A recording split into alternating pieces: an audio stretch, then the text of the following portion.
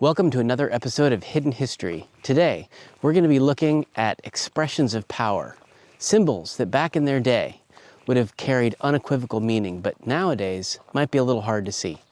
To do this, we've come to the small East Anglian village of Bartlow.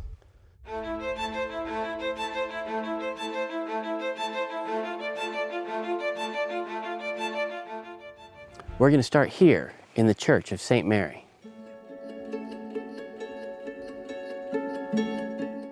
There's a few things that are interesting about the Church of St. Mary. One are the murals that are on the wall. You see this one here, there's a couple others on the other wall.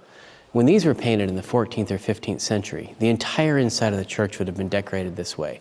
Murals all over the wall, painted ceiling, and so on. And in fact, all of the parish churches in England would have been painted this way because at the time they were Catholic. Now, when you visit parish churches, they're mostly whitewashed, like the wall is here underneath and in most of the rest of the place. This happened after Henry VIII's establishment of the Church of England. Now, we all think of this as the church that he established in order to get divorced. But there was more to it than that. This was part of an overarching trend during Henry VIII's rule to centralize power in the crown. Power that had previously been disseminated more evenly among the nobles and the aristocracy was more concentrated as a result of his reign. And one of the symbols of that were the effects of the Reformation. Plastering over these paintings is the symbol of power that we're looking at in here. People attending this church after the reign of Henry VIII would have experienced these white walls, which would have been very different from what they'd seen before. And this would have left no question in their mind that the power was no longer in Rome, it was in London.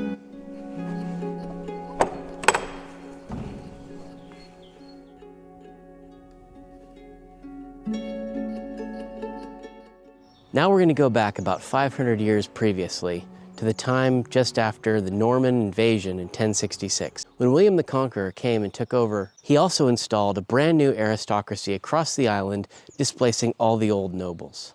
Here, the Saxon Thane Wulfwin was replaced by the Norman Aubrey de Vere. One of the things that the Normans did was replace all of the wooden Saxon churches with stone Norman churches. Now, the only part of the original Norman church that remains here is this round tower.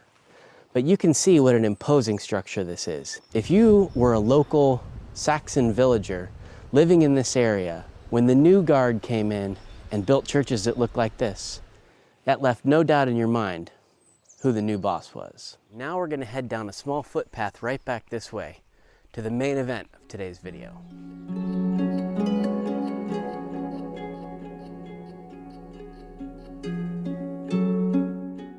These are the Bartlow Hills, a series of Romano-British burial mounds that date from the 1st or 2nd centuries AD.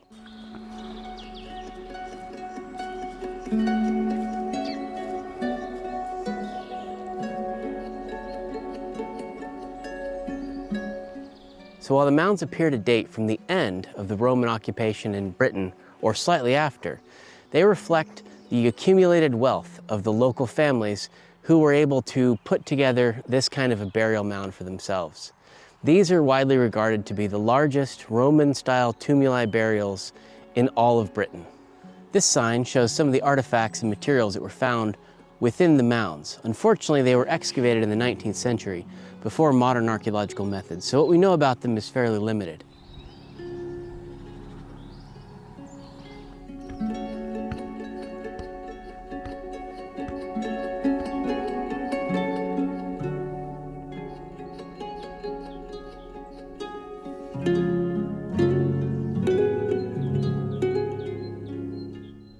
So while the 3 large mounds are prominently visible on site, there's actually 7 mounds.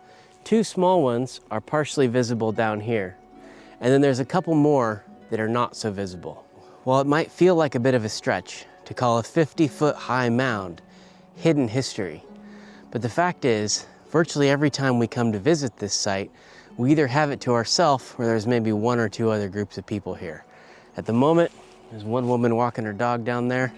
That's it. The rest of the site is entirely to ourselves.